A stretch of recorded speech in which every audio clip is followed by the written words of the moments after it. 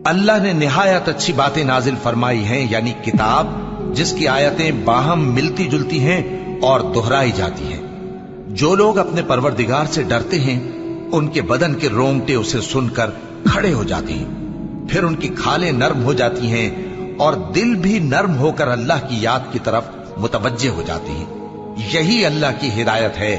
वो इससे जिसको चाहता है हिदायत देता है और जिसको अल्लाह गुमराह रहने दे उसको कोई हिदायत देने वाला नहीं। भला जो शख्स क़यामत के दिन अपने चेहरे पर बुरे अजाब को रोकता हो, क्या वो वैसा हो सकता है जो चैन में हो? और जालिमों से कहा जाएगा कि जो कुछ तुम करते रहे थे अब उसके मजे चखो। जो लोग इनसे पहले थे उन्होंने भी तकजीब की थी, तो उन पर अजाब ऐसी जगह से आ गया कि उनको खबर ही न थी।